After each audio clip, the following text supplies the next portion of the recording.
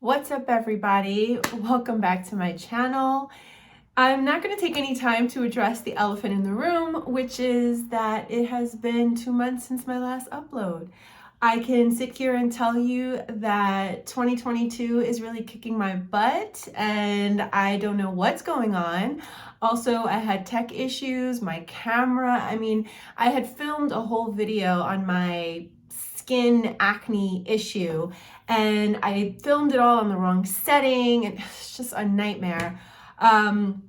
13 because my camera, I don't understand it. It's not working and I just want to get a video up just because I feel it in my soul to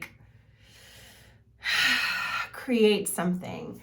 These last 2 months have just been crazy, guys, and I'm in a really weird space right now today as I jump on, but I don't know, something is in me that's calling me to film. So I thought it would be good to discuss a recent book that I just completed, which is this one, Set Boundaries, Find Peace, A Guide to Reclaiming Yourself by Nedra Tawwab. Now, some of you might follow her, this therapist, on Instagram. She has a huge following. And I was always interested. I loved what she posted on Instagram. And I was always interested to read this book. And I feel like 2022 is kind of where I am really implementing the lessons that I learned in therapy and just in life in general over the last 2 years. And this is the year where it's like the lessons are coming at me and I've got to master these challenges. And that's kind of where I am at. So this book has been really eye-opening in helping me to communicate, right? To communicate when a boundary has been crossed and how to effectively communicate that and how to not center the offender's reaction to my setting these boundaries. I think a lot of times I would fear the other person's reaction as maybe they would think I was mean or being too harsh, or they wouldn't respect it. And I think that put a lot of fear on me. So I think I would just swallow it when someone would do something that was like a red flag that made me feel uncomfortable. I justified it in my own mind and I just would talk myself out of approaching the person or having that discussion. And I will say that when I would do that, mentally I was exhausted. I would ruminate over the event, and it could be a small event. And at the time, it happened so quickly.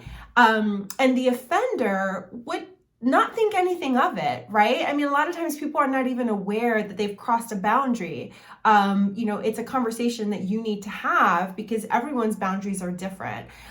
So the incident would happen, the person would walk away and go on with life as normal. And I would sit with all of this anger and resentment, and I would just ruminate over what happened and why I allowed it to happen and what I could have said and what I should have said.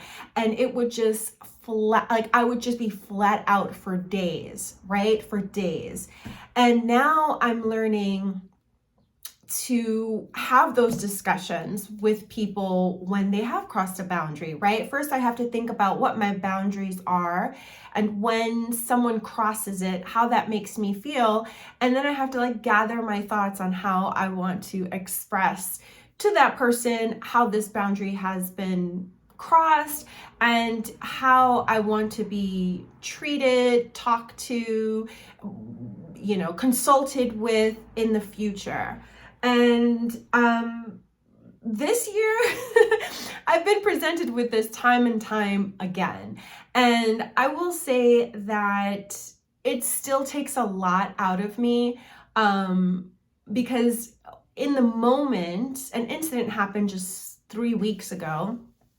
And in the moment, it feels wrong. I'm upset. I shut down. I don't say anything. And then for days after, I'm sitting with it. Well, this time around, it took me about 5 or 6 days to build up the courage to actually address this incident. And, I did it, and the person, it was well received. And actually, just as I suspected, the person had forgotten all about it, or at least said they had forgotten all about it, hadn't given it another thought, and just kind of carried on with life as normal, which I get that. And I will say that after I had that conversation, even though like having to work myself up to even have it it took an enormous amount of just mental energy out of me. And I think since then I've been recovering. I'm still recovering from that. So I'm still actively, I think it really is a practice. But every time that I just speak out loud what my needs are, what my boundaries are, it feels like I am honoring myself, and that feels really good. And there's no amount of, I've come to the conclusion that, a person's reactions to how I react to something that they have done is not my business. I am responsible for myself. And so I need to be honest in all of my relationships and be true to myself and, engage in that dialogue with people just so that we can have and build an honest relationship. I'm doing no one any service, least of all my own, when I pretend that things that bother me don't bother me. It comes from a place of powerlessness, a place of an idea that you cannot affect change, that you cannot set boundaries, that you cannot actively mold, the types of relationships that you want to have in your life. And I'm no longer subscribing to that. Now, that's not to say that every boundary that is addressed will be affirmed or validated. That doesn't matter. Oftentimes people will continue to cross the boundaries, and it is up to me to continue to set the boundaries. And then over time, if it continues to happen, then I have a decision to make. I know that I have actively and clearly communicated my boundaries more than one time. And then I have to evaluate whether or not this relationship is something that I want to continue to pursue. I mean, it's all on me.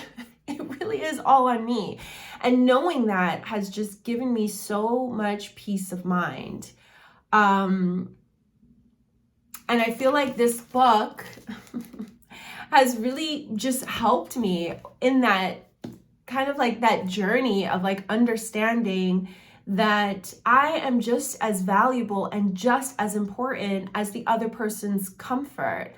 That to me is such a powerful statement. And if I sit and think about it for too long, it makes me quite sad that I didn't understand that for most of my life, that I was as equally as important as the other person. But that was my work, and that is my work, and that continues to be my work. So I think if you're also struggling with setting boundaries with people, with honoring yourself, with, just establishing, good relationships with people based around, your needs, I highly recommend picking up this book, doing some of the exercises in here, and just prioritizing yourself. It is so important. And I think what's even more beautiful about that is, when you lead by example, people will also become empowered, right? Like they see you setting boundaries and being clear to people about what it is you will and will not accept. It gives other people permission to do the same. And that to me is just like the cherry on top. Yeah. So I guess that is where I'm going to leave this video. And yeah, if you have if you're struggling to set boundaries, I am in no way an expert, but I'd love to hear your own stories on it. And what are some of the challenges that you're facing on setting boundaries with the people in your life? And that's everybody in your life. That's work, that's personal relationships, that's family relationships and friendships, all the people that are in your circle. Are you having issues setting boundaries with people? What are those issues, and what are you doing to work around or through them? Actually, not around, to work through them. Yeah, share your stories down below in my comments. I'd love to read them and chat. And I think it's useful also for the little community that I'm building here to also engage in conversations like this. So yeah, drop your comments down below. And if you haven't subscribed, subscribe to my channel. That is it. I am signing off. I'll see you in the next video. Bye.